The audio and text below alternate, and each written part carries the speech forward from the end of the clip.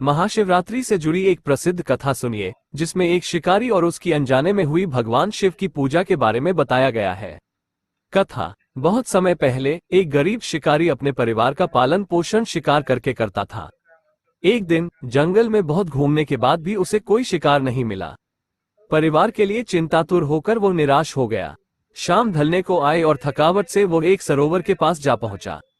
वहां उसने अपनी प्यास बुझाई और थोड़े विश्राम के लिए एक बेल के पेड़ के नीचे बैठ गया। रात होते ही जंगली जानवर पानी पीने के लिए सरोवर आते हैं, ये सोचकर शिकारी वहीं छिपकर बैठ गया। कुछ देर बाद एक गर्भवती हिरणी पानी पीने आए। शिकारी ने तीर कमान पर चढ़ाकर निशाना लगाया, लेकिन हिरणी ने बोलते हुए कहा, हे शिकारी, मैं गर्भवती हूँ और जल्द ही बच्चे को जन्म देने वाली हूँ। यदि तुम मुझे मारोगे तो दो प्राणियों की हत्या होगी। मुझे बच्चे को जन्म देने दो, फिर मैं तुम्हारे सामने आ जाऊंगी। हिरणी की बात सुनकर शिकारी का दिल पसीज गया और उसने उसे जाने दिया। कुछ समय बाद एक जोर का शोर सुनाई दिया। शिकारी ने देखा कि एक जंगली सांप हिरणी का पीछा कर रहा है।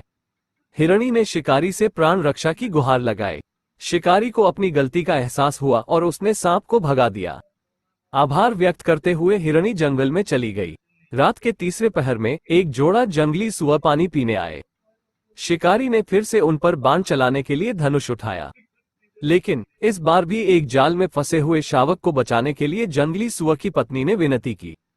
शिकारी ने उनकी दशा देखकर दया की और जाल को काटकर शावक को रिहा कर दिया। पूरी रात शिकारी का यही क्रम चलता रहा। वो शिकार तो नहीं कर सका, लेकिन अनजाने में ही उसने तीनों बार पेड़ से टूटे बिल्वपत्र शिवलिंग पर चढ़ा दिए। इस तरह उसकी अनजाने में ही शिव पूजा हो गई। सुबह होने पर शिकारी के सामने वे तीनों जानवर, हिरणी अपने बच्चे के साथ, सांप और जंगली सुअर का जोड़ा, अपने परिवारों सहित उपस्थित हुए। उन्होंने शिकारी को धन्यवाद दिया और बताया कि वे दरअसल भगवान शिव के गण थे, जो उसकी दयालुता की परीक्षा ले रहे थे। साथ ही उन्होंने उसे अनजाने में की गई शिव पूजा का फल प्राप्त होने का आशीर्वाद दिया। ये कथा हमें सिखाती है कि दया और प्राणहिंसा से बचने का महत्व है। कभी कभी अनजाने में किए गए शुभ कर्म भी हमें फल देते हैं।